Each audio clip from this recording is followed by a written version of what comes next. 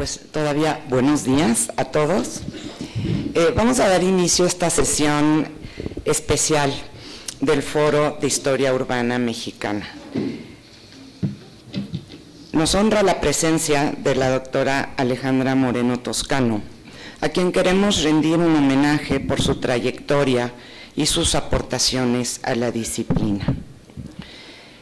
Me permitiré entonces esbozar una breve semblanza suya, en el entendido de que los colegas que me acompañan en la mesa profundizarán en ello. Alejandra Moreno Toscano es historiadora de la ciudad desde la década de 1970.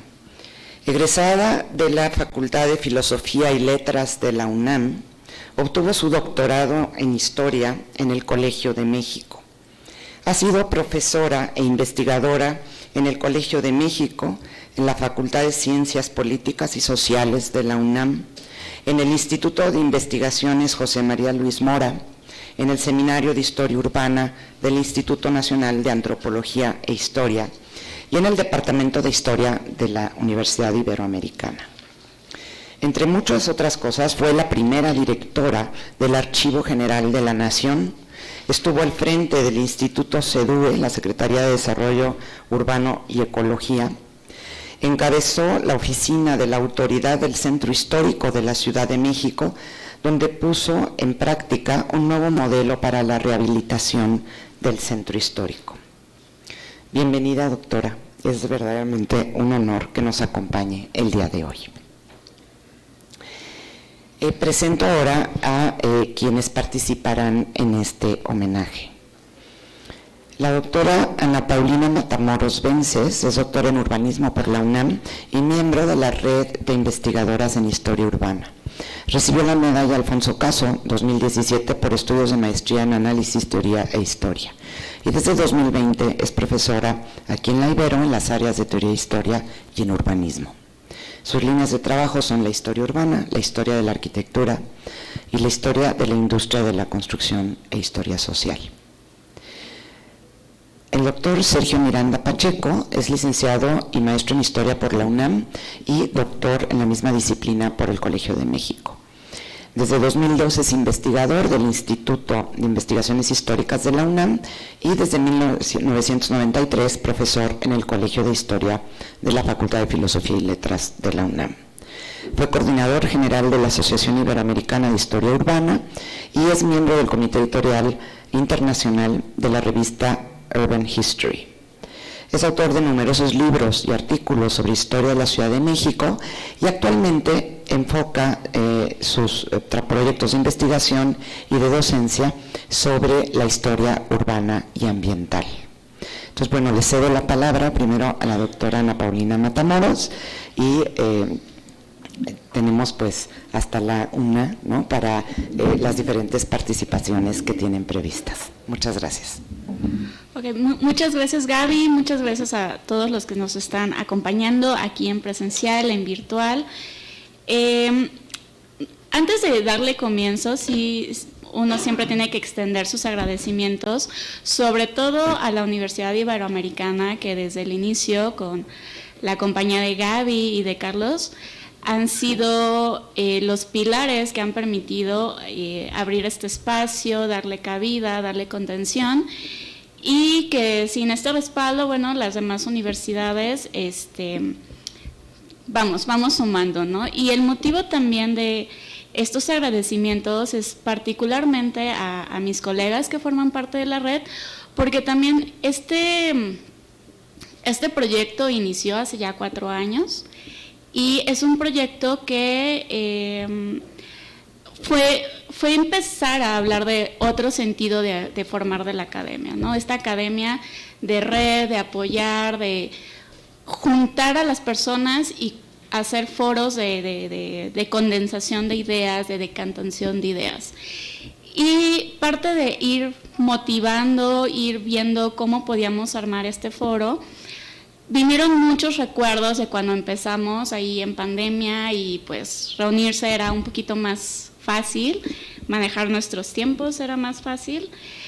Y Lo recuerdo con mucho cariño porque una de las primeras lecturas fue un seminario para darnos seguimiento, apoyo. Hay que recordar y mencionarlo que en ese momento la mayoría de nosotras estábamos en una fase doctoral, iniciando, a mediados, terminando, y eso nos hizo acercarnos más por estos temas, ¿no? Y fue algo muy emotivo porque es la razón por la que Alejandra está aquí con nosotros. Uno de esos grandes textos siendo del Colmex, del Colmich, de la UNAM y de los diferentes centros de nuestro origen de formación, más de donde habíamos vivido, el ir y venir dentro de nuestros propios cuestionamientos, apoyarnos en nuestras tesis, iba y venía este documento del seminario que encabezaste allá en la Dirección de Estudios Históricos del INA. Eventualmente parte de esta organización derivó en que en lugar de hacer varias series de conferencias, podríamos darle el espacio a una de las investigadoras que hemos considerado, y así se llama el homenaje, pioneras de esta historia urbana. Ese seminario decantó un gran número de ideas para ese momento, de hablar desde la sociología, desde la política, desde lo ambiental, desde la demografía, empezar a hablar de la ciudad. Y la ciudad como un tema de estudio, no como el escenario donde están pasando las cosas, que para mí era algo, rompía el marco de mi formación como arquitecta, ¿no? Era voltear a ver ese escenario que para muchos de nosotros pues tiene constantes espacios que nuestra memoria va reconstruyendo. Y me da mucho gusto que dentro de la planeación Alejandra se mostrara muy efusiva de nuestra iniciativa, de estar con nosotras, de estar monitoreando lo que estábamos promoviendo. Y bueno, agradecerte primero por estar aquí, por aceptar. Y el homenaje va en este sentido de reconocer este trabajo que tú has dejado, y es un legado al cual nosotras, bueno, no estamos ajenas. Y muchos de nosotros que estamos aquí, que nos interesan los estudios urbanos, sea la formación que tengamos, siempre es el punto de partida los textos del seminario de estudios de estudios de historia urbana, por lo cual, bueno, con esta pequeña reflexión, pues me gustaría iniciar la propiedad del homenaje.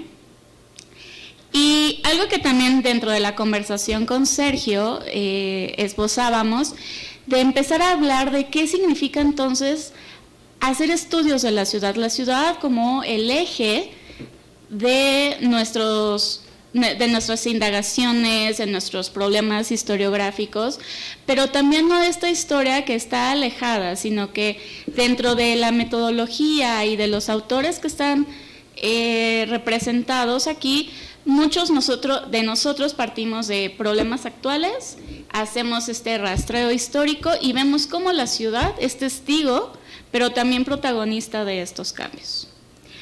Para mí, antes de comenzar las siguientes intervenciones, me gustaría darle el paso a Sergio, si te gustaría dar algunas palabras, y después pasaremos a un poco homenaje conversatorio sobre los temas de la ciudad. Bien. Gracias, Paulina. Doctora, es un enorme privilegio estar aquí con usted y que me hayan dado la oportunidad de participar en este merecido homenaje, reconocimiento a su amplia trayectoria que sigue activísima usted. Hace poco vi la entrevista que le hicieron en Canal 14, el doctor Rolando Cordera, ¿no? Y bueno, ya dejaba ahí usted ver que usted está activísima, y eso me llenó todavía de una emoción enorme de que sea usted pues el faro para los estudios urbanos, pero desde la historia, para muchos de nosotros, ¿no? Este evento que también yo celebro a quienes lo organizaron, y he estado muy cerca pues de sus principales protagonistas, pero también desde luego reconocer el respaldo institucional que han logrado ustedes tener, empezando por la Universidad Iberoamericana, por la Universidad Autónoma de Baja California, por la Facultad de Arquitectura de la UNAM y por otras asociaciones que han estado respaldando esta iniciativa muy loable y que me deja ver que estamos ya en el trabajo de una nueva generación, ¿no? No es que yo me sienta muy viejo, ¿verdad? Sí estoy un poco, pero como que de pronto dije, sí, es verdad, o sea, ya hay un relevo generacional, ya hay quien está haciéndose estas preguntas que uno se hacía, pero también se están haciendo otras y están llevando a las disciplinas a este diálogo, empezando por ponernos aquí, sentarnos, reunirnos, cosa que no habíamos hecho suficientemente y que bueno, celebro a la red iberoamericana de historiadoras urbanas, que varias de ellas pues he tenido la oportunidad de conocerles, de que participaran de mis clases o de alguna dirección de tesis, de lecturas, etcétera, ¿no?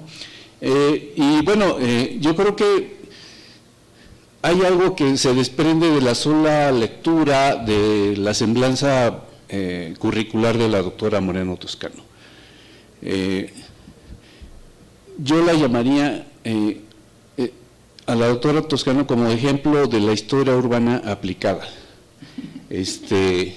La historia urbana tiene que caminar hacia allá, hacia ser una disciplina que produzca un conocimiento aplicado. Y yo creo que la trayectoria de la doctora Moreno Toscano nos enseña cómo puede ser, ¿no? Y por ahí yo quisiera empezar, doctora. Yo en su momento leí con mucho interés los trabajos que produjo el seminario que usted dirigió en el INA, y los mismos que usted publicó finales de los 60s y la década de los 70s. Y entonces yo me preguntaba en ese tiempo, y qué bueno que ahora puedo hacerlo, ¿no? ¿Cómo veía usted a la ciudad? ¿Cuál era esa ciudad que le inspiró a usted a llevar a cabo ese liderazgo académico y fundacional de llevar a la historia, ¿sí?, a poner en el centro de sus preocupaciones y de sus análisis a la ciudad y lo urbano? ¿Qué fue qué estímulo usted recibió de esa realidad para llevar a cabo esa proeza, doctora? A ver.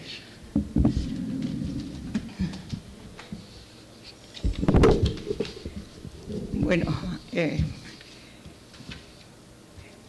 yo les agradezco mucho esta invitación. Estoy impresionada ante realmente la construcción de este espacio y los felicito de veras. Me pregunta ¿y esto de la historia urbana cómo empezó? Bueno, vamos a ver.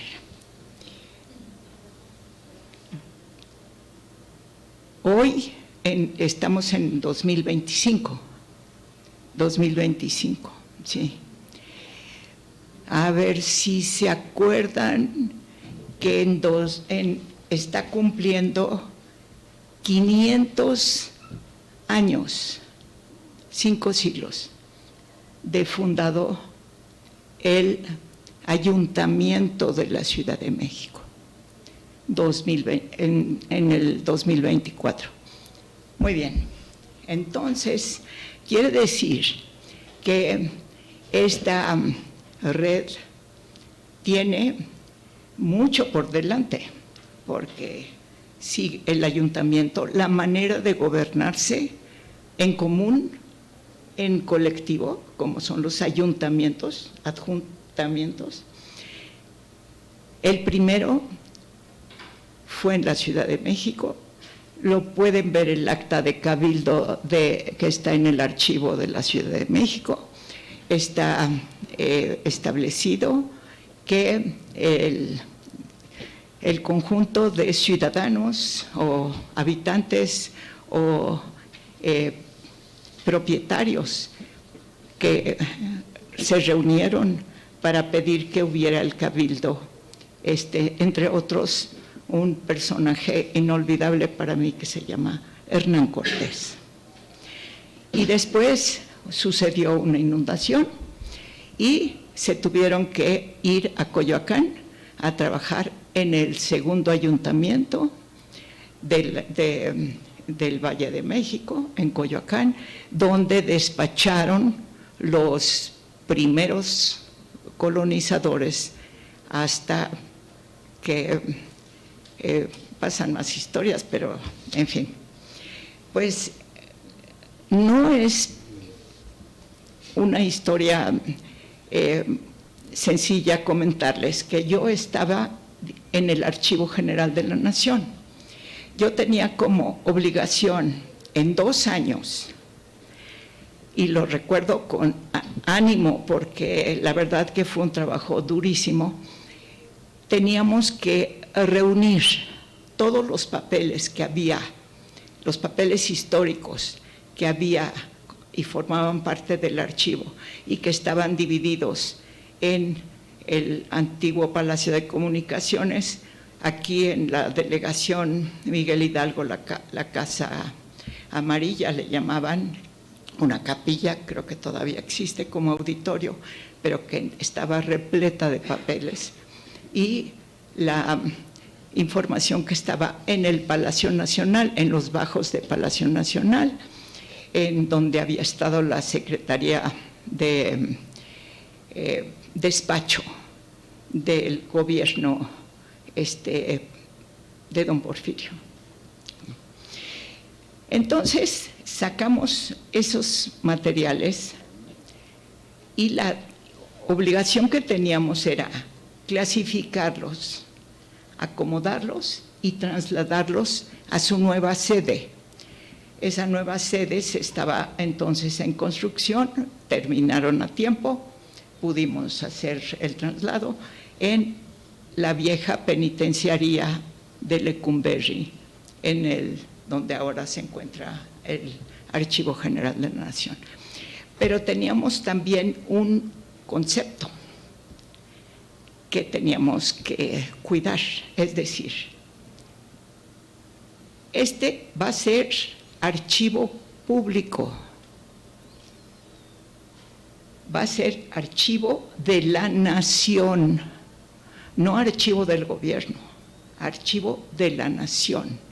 Y por lo tanto, la forma de disposición que tienen que aprovechar el palacio, la antigua cárcel transformada, tiene que mostrar parte de esa historia y reservarse una sección para los archivos que procedan de la sociedad, es decir, el archivo de Carlos Chávez, que lo donó, otros archivos que eran de personas privadas, pero que decían, prefiero entregarlo al Archivo General de la Nación.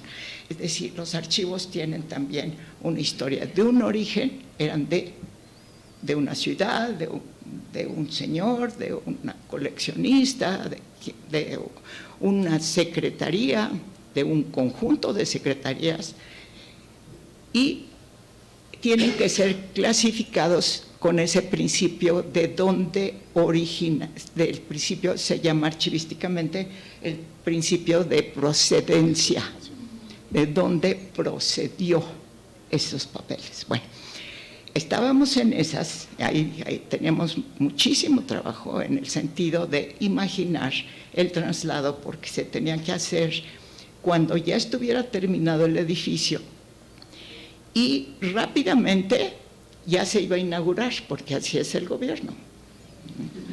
Así fue. Y entonces teníamos que pasar los papeles y nos prestaron, me acuerdo porque era Jan González el regente de la Ciudad de México, nos prestaron por 30 días a unos muchachos que nos ayudaran a trasladar el archivo. Estos muchachos eran los, digamos, trabajadores de la vía pública de la Ciudad de México que nos ayudaban a cargar las cajas con papeles y acomodarlas, en donde teníamos previsto por un mapa teórico ideal, en donde en cada galería ubicábamos los papeles de la Secretaría del Virreinato, los papeles de la Secretaría de, digamos, el antecedente de comunicaciones, transportes, puentes, todo lo que se hizo en la época virreinal, los de relaciones exteriores, los tratados, etcétera, y los que correspondían a las distintas áreas del gobierno originario, o sea, de la época virreinal, o ya de la República, que tenía el archivo en sus acervos. Fue interesante porque nos obligó a hacer una especie de cuadro sinóptico genealógico, pero así con concepto de origen, como si estuviéramos haciendo un mapa de genealogía del Estado mexicano y de dónde había nacido cada una de las secretarías, etc. Bueno, eso se publicó, lo publicó Carrillo Castro como una historia del Estado mexicano. Carrillo Castro estaba entonces en la Secretaría de la Presidencia de la República. El presidente era López Portillo, y en esas estábamos, pues con trabajo, con mucho empeño, cuando se hizo la inauguración, se hizo la entrega, etcétera, y se acaba el sexenio. Suele suceder. Bueno, y en el nuevo sexenio, mi ubicación fue la Secretaría de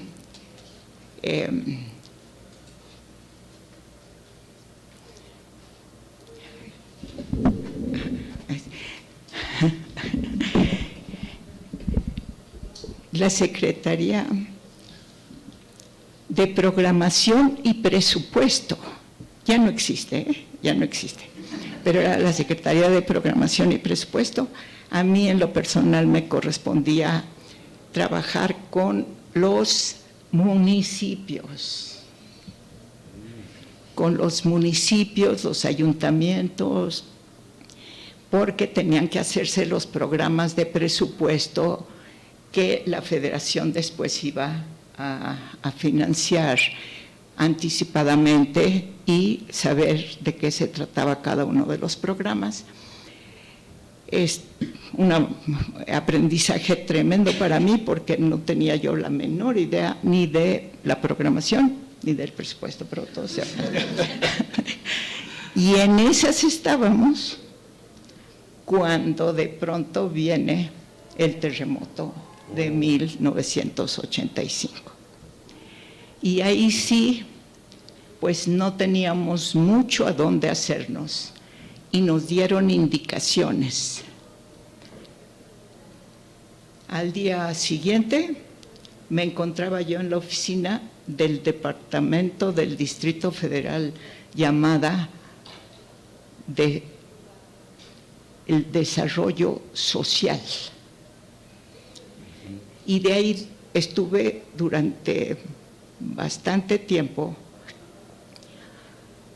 ayudando desde mi posición al conjunto de trabajos que se tenían que realizar para que se recuperaran las 42,000 viviendas que se perdieron durante el terremoto.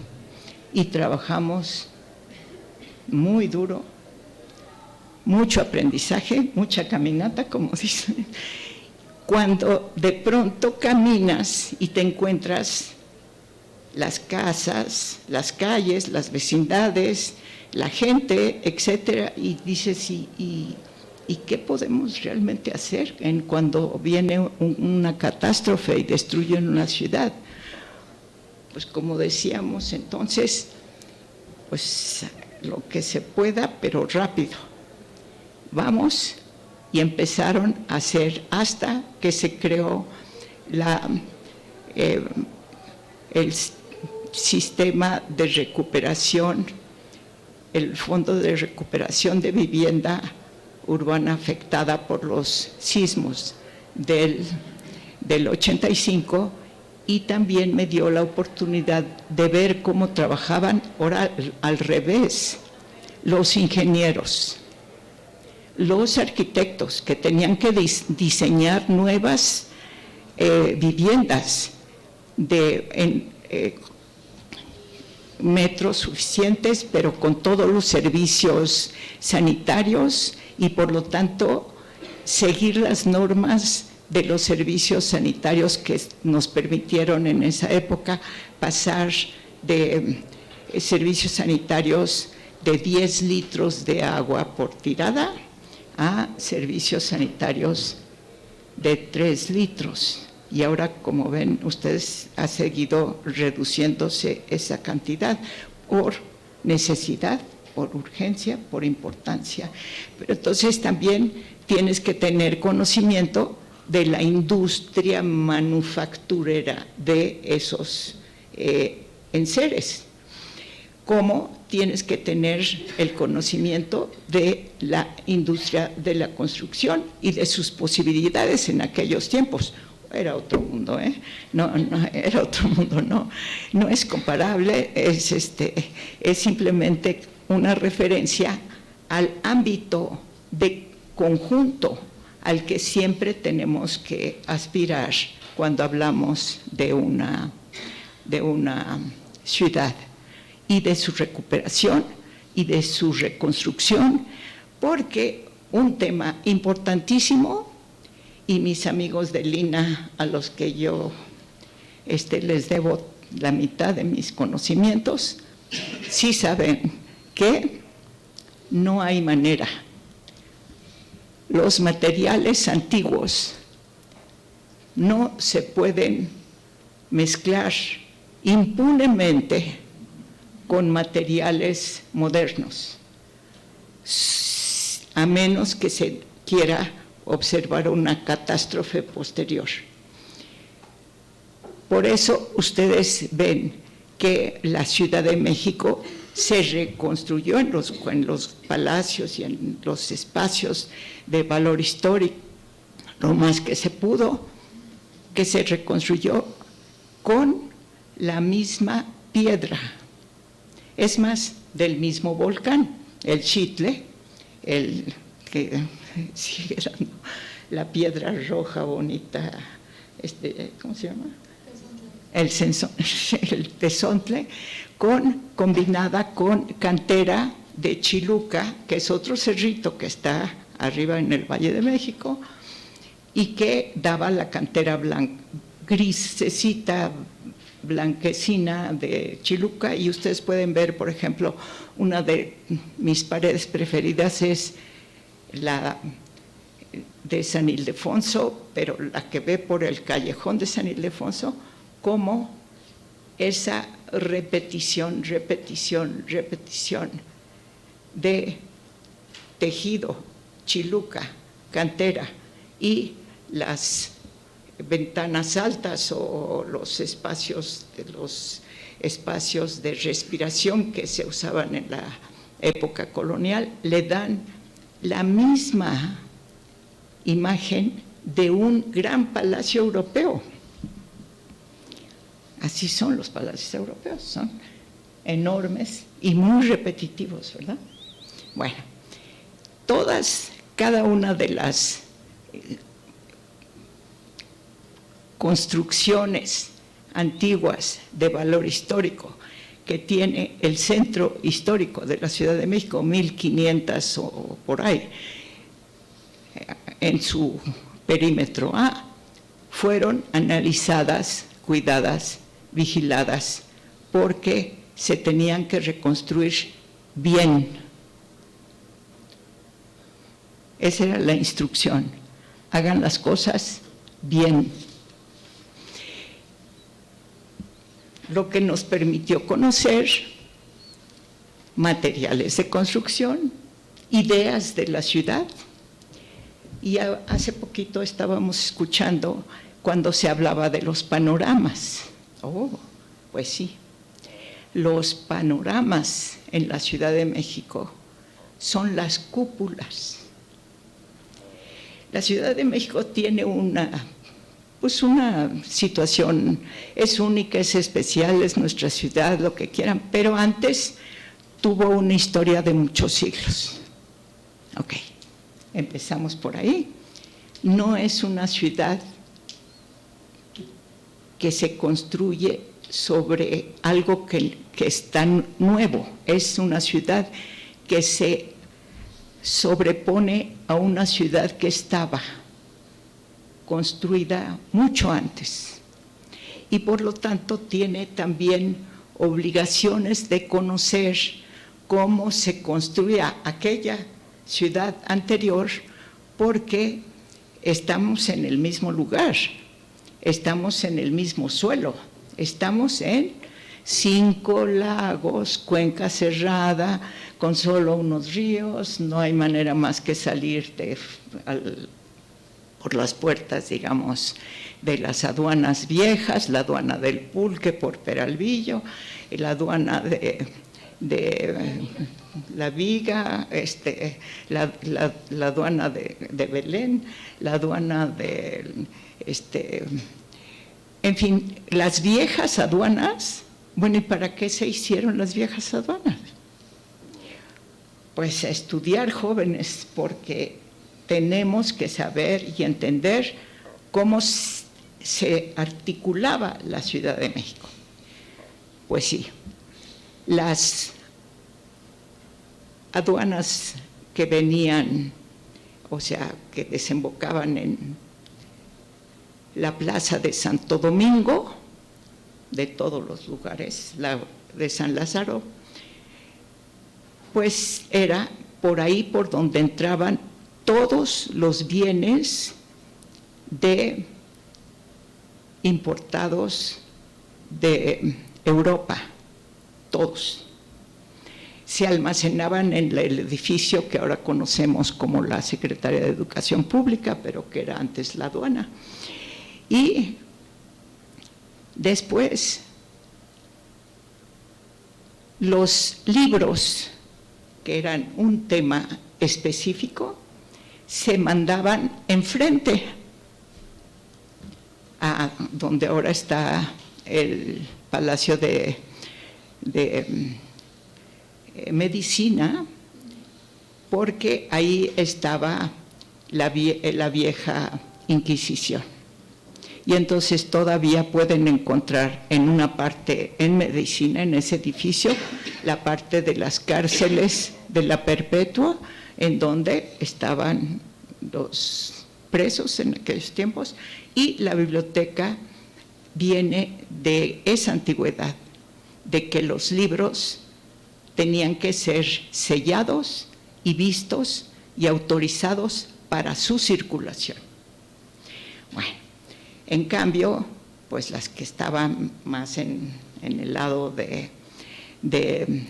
el sur, digamos, para nosotros sur, venían todo lo que venía de las tierras bajas, es decir, los cacaos, los huipiles, y lo que venía de Filipinas, es decir, grandes joyas de telas que se presentaban en las ferias de la Ciudad de México, las ferias de venta, las ferias que eran por lo menos la grande, una vez al año, cerca de la Navidad, cuando se hacía la gran venta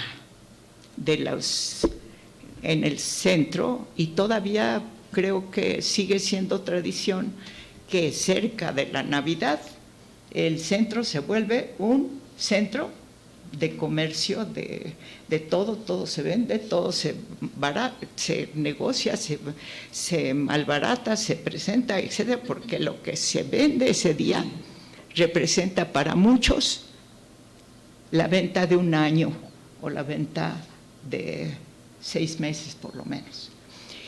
Y también que venían por esta parte del sur, las hierbitas, pues los quelites, lo que se comía, y llegaban por ahí y tenían derecho de el viento, como decían, es un impuesto que era al ojo de buen cubero del que lo cobraba, pero era en el lado del viento.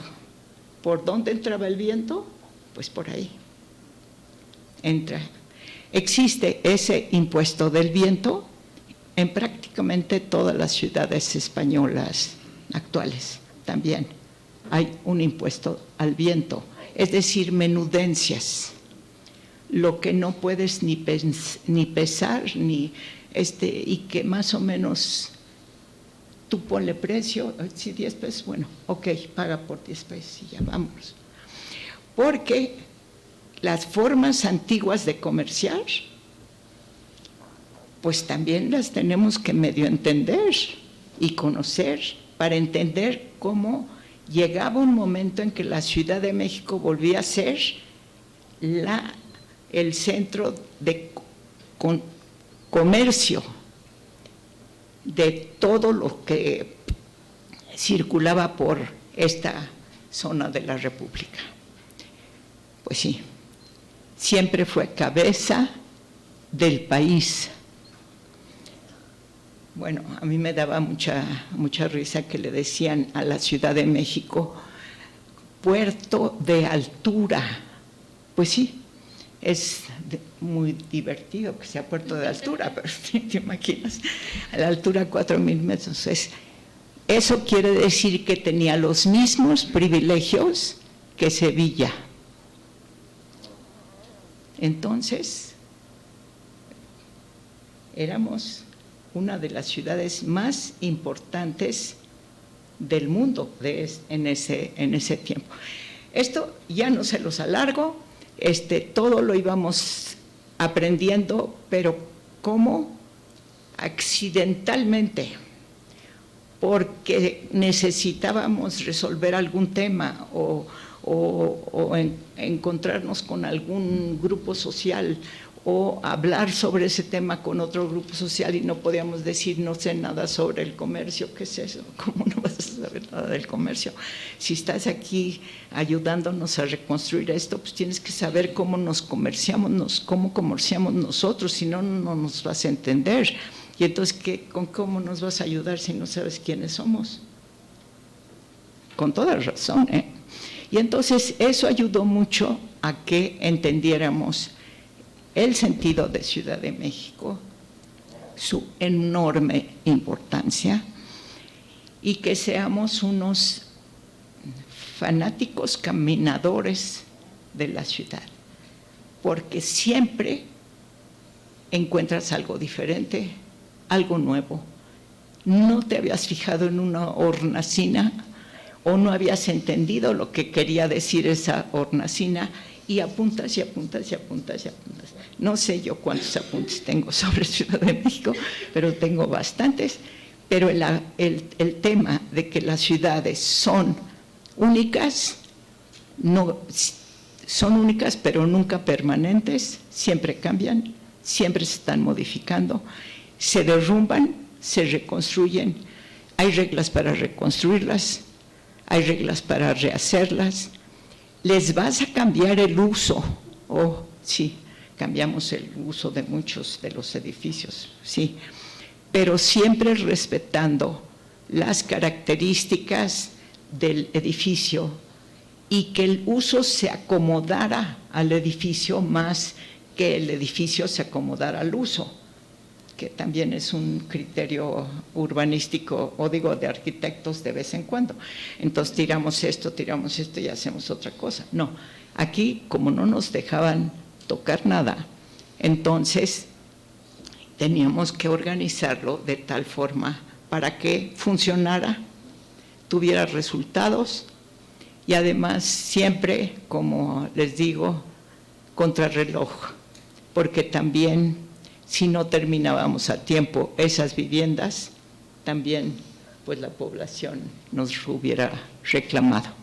Finalmente sí terminamos y hasta ahí el tema de lo urgente de la ciudad. Ya después fui la autoridad del centro histórico, pero eso fue mucho más tranquilo.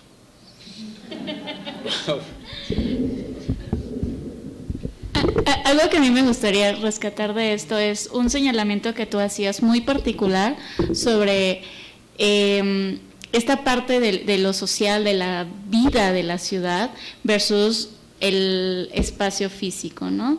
Y que a veces esa parte de entenderlo aplicadamente como personas que estamos interactuando en los cambios de la ciudad, nos falta voltear a ver y sensibilizarnos en cuanto a quiénes son los que están habitando. Que es un diálogo muy, muy distinto si nos referimos a quienes si habitan son los mismos que son propietarios de esa zona. Y empezamos otro discurso, ¿no?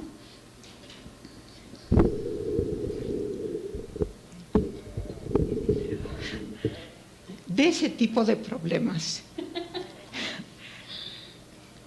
bastante específicos en algunos lados, es decir, la Ciudad de México, la vieja, el centro histórico, no era tampoco pareja. Había unas zonas muy elegantes, como por ejemplo el Palacio de Revillagigedo, el Paseo de los Revillagigedo, o el Palacio de Bucareli, o esos eran los lugares más elegantes, que vivían de otra manera. Pero la parte antigua, o sea, la parte de la Merced, la parte de, pues, ahora sí que el mero centro, alrededor de Palacio Nacional, es un caso de estudio que también es muy interesante porque hay de todo. Hay arrendatarios con contrato, sí. Hay arrimados también. Hay visitantes que venían por aquí, de pronto aquí me encontré, sí hay. Pero cuando sucede una catástrofe y de pronto tienes que sacar tus papeles y explicar quién eres, puede ser un problema de identificación tremendo, injustificadamente se tiene que trabajar con papeles, pues que también son hechos de la autoridad, por eso entonces se enojan muchos, porque dicen, sí, como no, y entonces y luego se los dan, y luego se los quitan, y lo que sea. Entonces, todo ese tema es muy importante, porque ahora que vivo yo aquí en esta parte de las alturas del poniente, pues también tiene sus características completamente diferentes, pero con las mismas divisiones, jerarquías, complicaciones, porque tuvimos una tradición de usos del suelo que venía de los comunitarios, que venía de los bosques, de los cuidadores de los bosques, de los cuidadores de los manantiales, o de viejas ocupaciones anteriores que se hicieron y que no se formalizaron como fraccionamientos, etc. Cuando de pronto te los encuentras y están y existen y no tienes manera,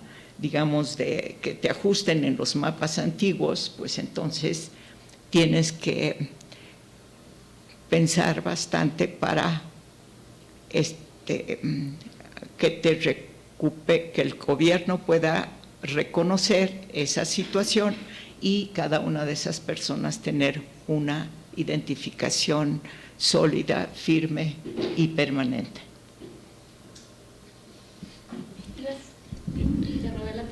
No, está bien, de eso se trata, un diálogo flexible y que nos agrade a todos, ¿no? Pues ya nos ha dado usted así un panorama pues de los atributos históricos, diría yo, de la Ciudad de México y que estuvieron en su experiencia como funcionaria, como responsable de importantes proyectos, pero que usted de algún modo abordó desde una perspectiva, no quisiera decir historiográfica, sino histórica. Usted traía ya una lectura de la ciudad, había echado a andar esa lectura de la ciudad en el seminario de Lina, y ahí ya era evidente en los temas y proyectos que se desarrollaron, esto que nuestro colega Gerardo Martínez ha destacado en su presentación, de ver a la ciudad como un sistema, ¿no? Como una realidad que había que abordar para su comprensión y explicación articuladamente con otras realidades, otros problemas, y entonces poder decir, pues esto es la ciudad, ¿no? Esa experiencia es la que yo llamo la que define a la historia urbana. ¿Cómo haríamos nosotros para trasladar esa experiencia, esa concepción y esa comprensión de lo urbano, de la ciudad, a las aulas, a los escritos, a toda una labor de docencia y de difusión, para que, por ejemplo, y lo digo con todo respeto, arquitectos, urbanistas, ¿no?, ecólogos, economistas, etcétera, dejen de seguir pensando su realidad como delimitada por lo que su tradición formal les dicta que es, ¿no? La ciudad es el cambio, ¿no? Es la encarnación del cambio y de las sociedades humanas, ¿no? ¿Usted qué piensa, doctora? Pues sí, así creo yo, hay que verla en conjunto, como una manera integral. No podemos intentar parcializarla porque nos podemos equivocar fuerte, ¿no? Entonces mejor tratar de entender ese conjunto. Ahora, tú aquí tocas un tema que sí es un gran tema. ¿Y cómo lo comunicamos? Gran tema. No sé, el tema de el medio que vas a utilizar para comunicar. ¿Cuánto tiempo te da en la presentación? Hay sistemas que te dan en un minuto, dígame. Pues órale, estaría buenísimo que lo pudiera yo resumir de tal manera en un minuto para decírtelo, pero sabes que me tardo porque no estoy educada a hacer ese resumen.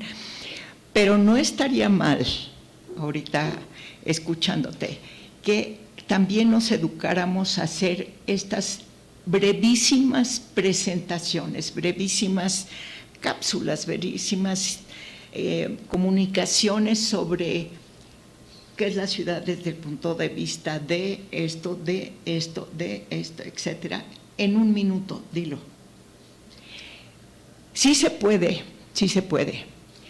Estuve recientemente en unos museos en Europa, sobre todo en Holanda, que tienen, al parecer, un proyecto de comunicación de sus realidades, que tienen bastantes complicadas sus realidades, pero que tienen un proyecto de comunicar sus realidades a toda la población constantemente para estarla informando, previendo que también pueden venir una catástrofe, que es una gran inundación. Ok, ellos tienen ese tema que están a 6 metros bajo el nivel del mar y en cualquier momento pues sí pueden quedar completamente inundados sin nada que hacer, pero sí se ocupan de hacer estas brevísimas presentaciones y ahí tienen programas universitarios de educación de la narrativa, de la presentación breve del tema X, ¿no?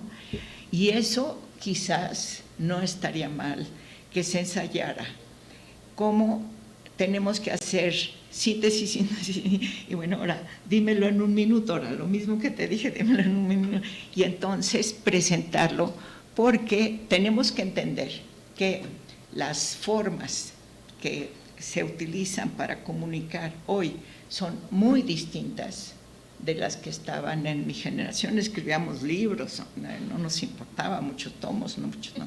Pero ahorita la verdad es que no es con muchos tomos y muchos libros, es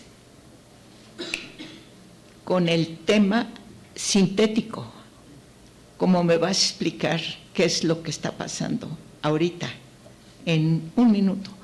Entonces hay que hacer ensayos, sí, no es nada fácil, pero que yo vi ejemplos y no estarían de por más pensar que ese es uno de los ámbitos que se puede también potenciar en narrativas breves para educar.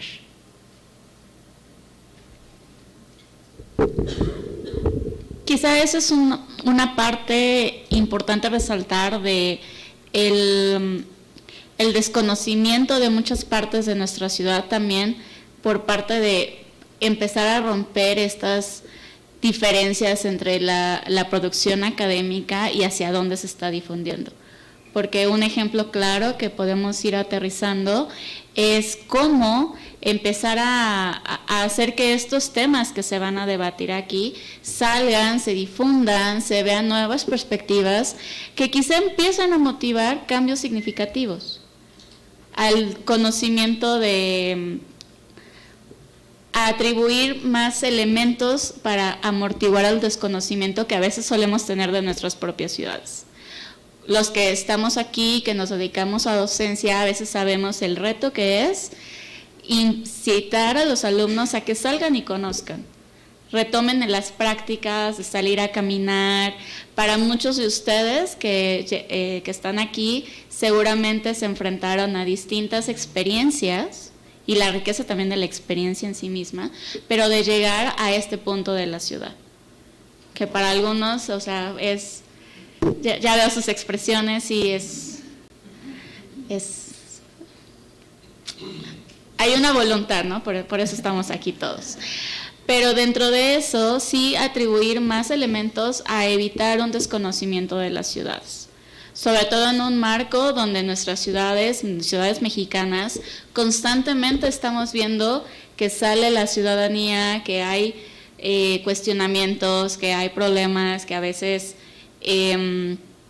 culpan a las administraciones, pero también a veces se desconoce como el origen que esos problemas pueden tener desde la historia, que a veces se encapsula la ciudad, se crean cerramientos, y a partir de eso me gustaría que nos contaras más como esta parte de la historia aplicada, pero cómo la sentiste tú que le dio o encajó dentro de tu formación, bueno, tu participación en la administración pública. Sí, bueno, esa es una tarea que se tiene que hacer pues es una tarea sistemática que hacen las gentes que trabajan en la administración pública, que son informes. Informe usted sobre cómo va tal, informe usted sobre esto, informe. Y generalmente cuando son eventos complejos, te piden una tarjetita. Y entonces cuando dice, en una tarjetita di cómo van. Entonces en una tarjetita tenías que decir cuánta gente habías atendido, qué había pasado, cuáles eran las principales complicaciones que se sentían. Y entonces para eso nos teníamos que juntar varios de los que estábamos, ahora sí que pie a tierra, digamos, y decir, tú cuántos viste, cómo está, qué viste, para ver cuál era la primera frase con la que empezabas. Porque de la primera frase con la que empezabas podía resultar una acción muy positiva o podía resultar una acción que te dificultara tu propio trabajo. Es decir, que te cambiaran y te dijeran, entonces no está caminando por aquí, vámonos por otro lado.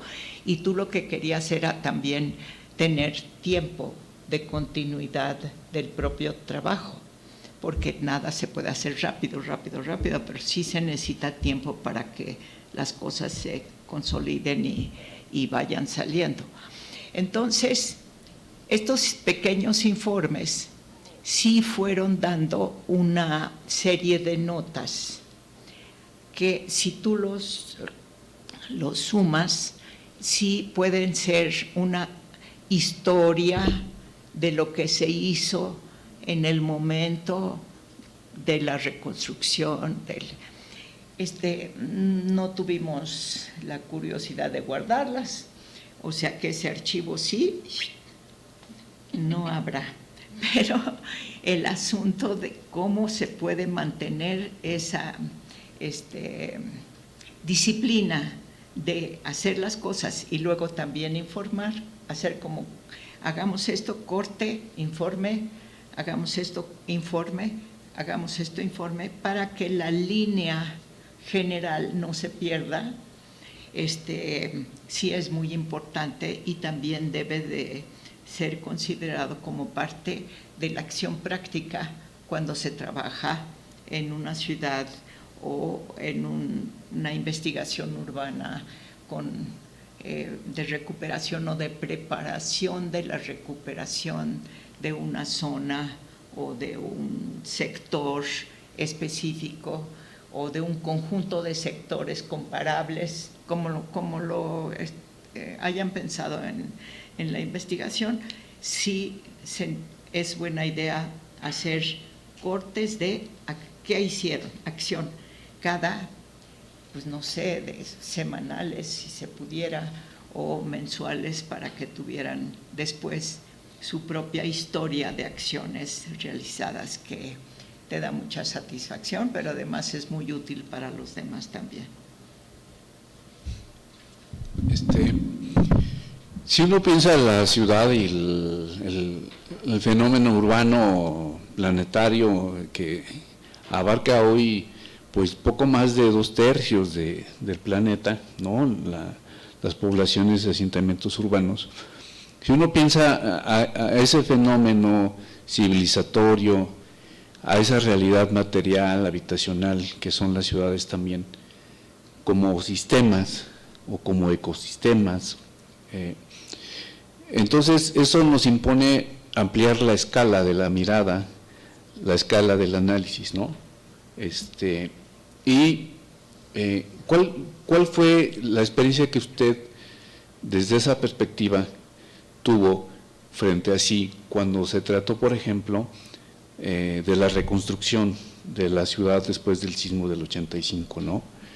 En los 60 un conjunto de especialistas se reunieron para discutir los problemas del Valle de México y varios de ellos destacaban que los ingenieros estaban reduciendo los problemas hidrológicos y los problemas ambientales del valle a un fenómeno ingenieril, a soluciones ingenieriles, y que lo que se requería era abordar el problema ambiental de la ciudad desde una perspectiva integral, que llevaría inevitablemente a considerar que los problemas de la Ciudad de México eran los problemas del valle, pero los problemas del valle eran los problemas del desarrollo nacional, y que entonces había que comprender cómo estaban encadenadas esas 3 escalas, ¿no? Claro que no lo hicieron, ¿no? Hoy nosotros vivimos el resultado de eso. Pero, ¿usted cómo enfrentó eso, doctora? Porque trabajó en ese entorno. No, tienes razón, se discutió bastante, lo que pasa es que, digamos, en un periodo de emergencia tienes que tomar decisiones para qué es lo que realmente, cuál es tu prioridad. Pero el tema es de una enorme importancia, sigue presente. Sí, recuerdo que hubo discusiones sobre si podías trabajarse con otro enfoque, el drenaje profundo. Pues de que se puede, pero nada más que tendríamos que esperar en una época de tranquilidad para decir, ¿saben qué? Ciudadanos, vamos a cerrar el drenaje profundo porque trae estas y estas consecuencias que no convienen ni al valle ni al aprovechamiento del agua, y vamos a poner este sistema. Entonces, como no estás en condiciones de hacer una transformación estructural de ese tamaño, pues lo máximo que puedes es ver qué puedes mejorar en este tema de, por ejemplo, en este caso fue un trabajo que se hizo con relación a los estos canales Canal Nacional y todo esto que se trabajó bastante, y ahora después lo hicieron todavía con más resultados, pero no con la visión integral que nos recomendaban entonces también ya los ecologistas y la gente que conocía más del agua. Siempre, bueno, los gobiernos tienen que elegir entre posibilidades de acción. Sí, pues. Lo que sí convendría es que estuviera bien estudiado o previamente estudiado o suficientemente conocido cuál sería la otra opción y que los pudiéramos analizar, verificar, presupuestar, etcétera, porque algunas veces se piensa que es carísimo, otras veces puedes hacer las cosas con mucho menos recursos de los imaginados, pero con mucho más creatividad, sí pueden hacerlo. Y cuando ya la presentas como esta es otra de las opciones para que la puedas debatir y discutir y entonces juntes más consenso sobre la decisión que vas a tomar antes de empezar a trabajar. Pero sí, en efecto, yo creo que si hubiéramos conocido lo que hoy sabemos sobre la Cuenca de México, pues sí, a lo mejor nos hubiera ayudado mucho a tomar otro punto de acción desde el principio, en donde se hubiera respetado mucho más, digamos, las entradas de los ríos, por ejemplo, que en realidad se volvieron avenidas. Y ahorita nada más yo cuando veo que llueve mucho y pienso en el periférico, hasta me pongo a temblar porque se puede volver río. Sí, se puede volver río, digo, en el viaducto.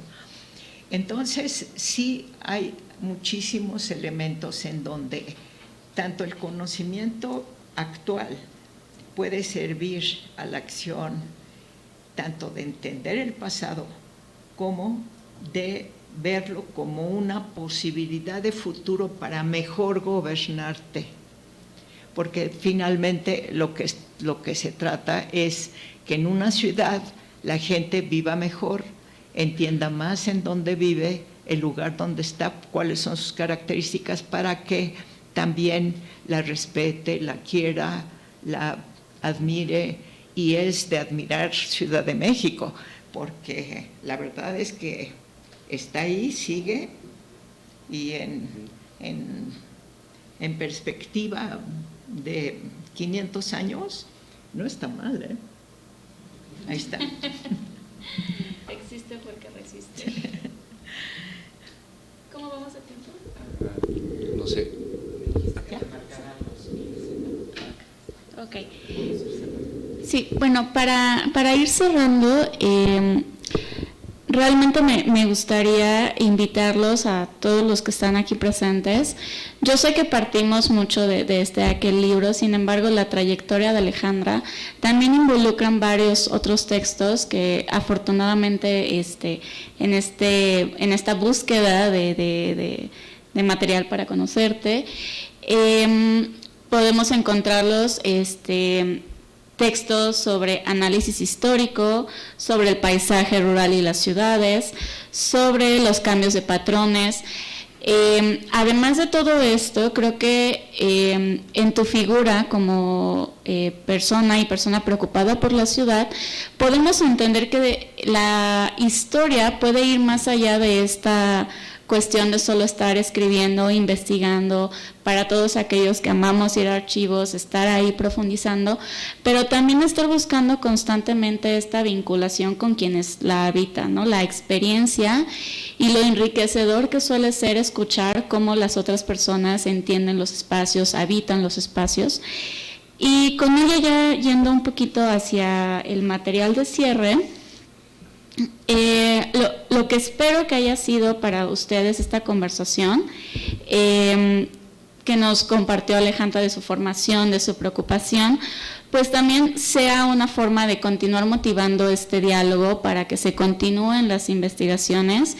Y en el marco de este evento sí queremos hacer el reconocimiento formal, no solo el físico, bueno, no solo el presencial de tenerte aquí con nosotros, sino de nosotros a nombre de la red te tenemos preparado un reconocimiento. Propiamente agradecerte toda tu formación y todo lo que has atribuido a la disciplina y en todo caso por comenzar a abrir esta brecha que hablando desde la experiencia personal, desde lo sociólogo arquitecto que soy, encontré como justo un hueco donde sí puedo identificarme, donde sí cuestionar mi propia disciplina, mi propia formación, la concepción epistemológica de mi formación y que eso nos va atribuyendo más. Esto es a nombre propiamente de la red y le doy tantito la palabra a Gabriela.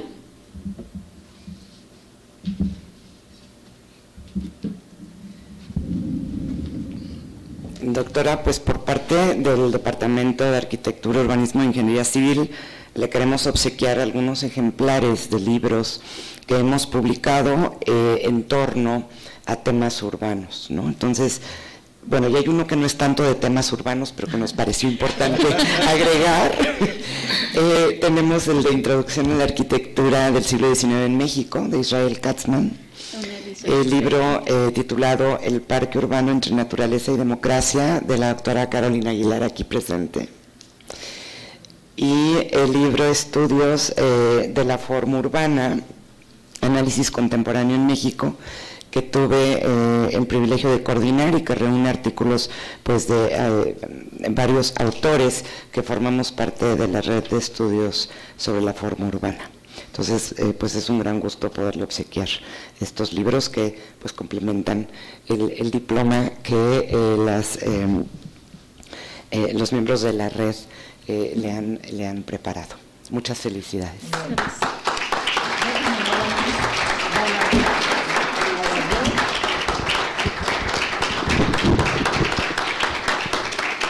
Bueno, gracias por la invitación, gracias por toda su amabilidad. Cuentan conmigo mientras me inviten. Bueno, muchas gracias a todos. Si quieren conversar con la doctora, vamos a dar espacio a unos 10 minutos. Unos 10 minutos, si alguien quiere preguntar algo, Sí. tenemos un poquito más de tiempo. Entonces, ¿qué nos quedamos o nos vamos? Bueno, si quieren hacerle alguna pregunta a la doctora, pues les sugiero que se queden aquí y ahorita pasamos los micrófonos. Y yo nada más aprovecho para darle sus constancias a los dos participantes en este diálogo junto con la doctora Moreno Toscano, ¿no? Ana Paulina Matamoros y el doctor Sergio Miranda.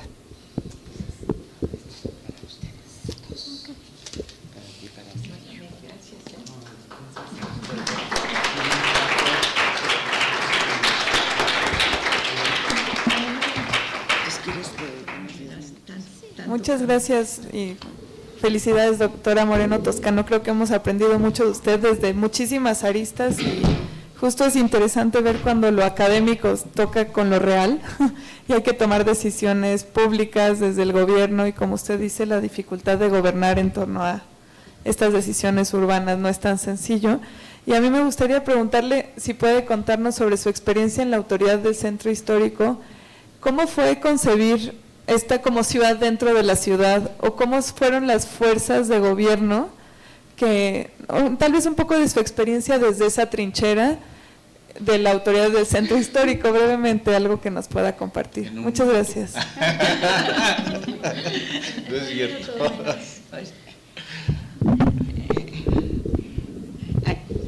Es un tema de investigación, ¿eh? No existe. Y te voy a decir por qué no existe, porque también es un poco aleatorio. Todo lo que te cuento tiene sus ambigüedades. Primero, el gobierno es muy grande. Está muy especializado. Tiene secciones especializadas, gente muy competente en sus áreas, etcétera. Y cuando trabajas en conjunto, generalmente no trabajas con todo el gobierno, sino con los responsables asignados a determinadas actividades.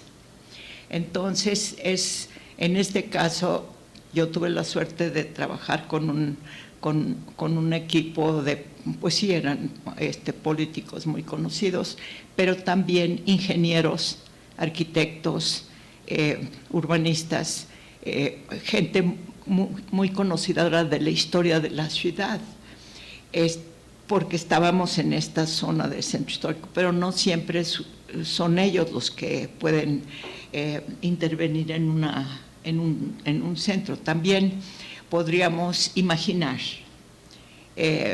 una coordinación que hiciera el enfoque mucho más dirigido a la movilidad y que entonces los especialistas en los edificios pues no se requieren tanto. Bueno, sí te piden opiniones, etcétera, pero no es el trabajo constante. Entonces, como se trabaja por equipos, el trabajo de equipo bien concebido es un trabajo muy coordinado de mucha gente que tiene confianza en lo que hacen las otras personas para que sepa que van a trabajar bien y que no te están engañando, pero efímero. Entonces no tenemos y no podemos reconstruir ese pasado, no tenemos esa historia de las personas específicas que trabajaron en distintos grandes trabajos que se han tenido que hacer en la Ciudad de México, que existen las personas, así lo trabajaron, pero fueron equipos prácticos. Por ejemplo, cuando construyeron la ciudad universitaria, se coordinaron grandes arquitectos, grandes artistas, grandes ingenieros, grandes conceptualizadores de la ciudad o incluso personas muy conocedoras de la forma de funcionamiento de la universidad y sacaron, y ahora ya vemos todo eso y decimos, bueno, les quedó bien. Pero, ¿qué hizo cada quien? Pues no, es imposible. Entonces, no está mal, es muy difícil porque no sabes tampoco cuál va a ser el resultado. Lo bonito de trabajar en esos proyectos es que no estás tampoco tan seguro de tener éxito hasta que no decimos, listo, ya, terminamos y pues a otra cosa. ¿Puedo sumar otra preguntita? Si no hay nadie más que quiera hacer alguna pregunta. Es dueña del micrófono. Es dueña del micrófono. Nada más. Eres dueña del micrófono. Una pregunta que me intriga es ¿qué implica nombrarse autoridad en una materia como lo urbano? Justo, me intriga de este espacio la autoridad del centro histórico como nombre. No, es que no escucho bien. ¿No? Si le puedes… A ver, disculpa que es que no escucho bien. A ver, dímelo despacio. Lo que implica entenderse como autoridad en lo urbano. ¿Qué implica y qué responsabilidades lleva eso con el nombramiento con respecto a lo real y lo que uno puede hacer? No sé, usted así nombrada como autoridad del centro histórico, ¿y eso qué significa en la vida? ¿No? El cargo. Ok. El cargo. Bueno, ¿qué es una autoridad? A ver. Alguien que tiene una responsabilidad, una tarea que cumplir. No es el nombramiento, no. El nombramiento es como un coordinador de departamento, o sea, bueno, que el título que le pusieron autoridad.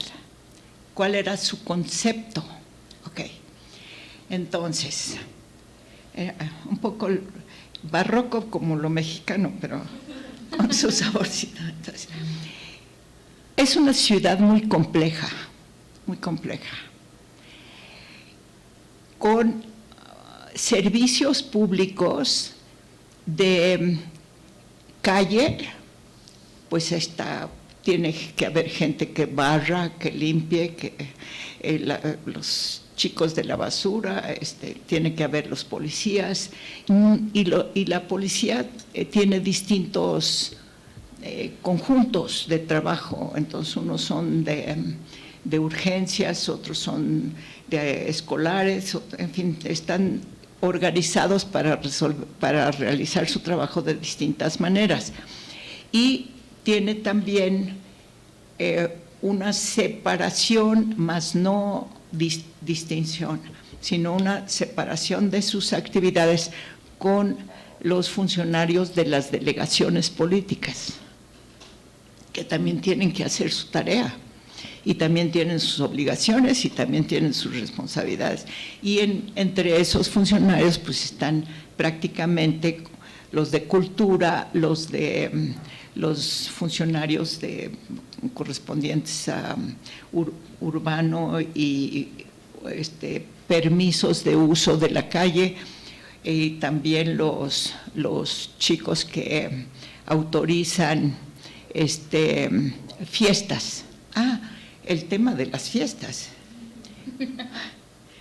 El tema de las fiestas es importantísimo, porque desde que se estableció la función del ayuntamiento, o sea, en el origen del ayuntamiento de la ciudad, está la distinción de dos tipos de fiestas.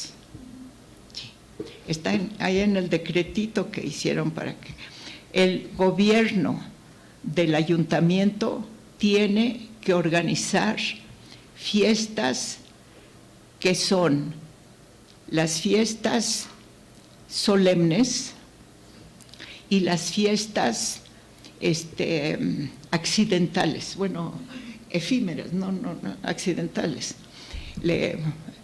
¿Cuáles son las solemnes? Las solemnes, esas tienen muchísimo que ver con las celebraciones de la iglesia, todas las obligaciones de las celebraciones eclesiásticas, o bien qué es lo que se tenía que hacer cuando nacía un hijo de un rey, o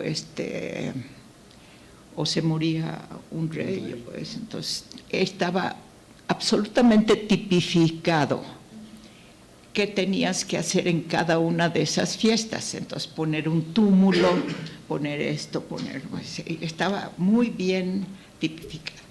Y las otras, que son las más interesantes, son también las de los que hacen los pueblos, no las iglesias, sino los pueblos.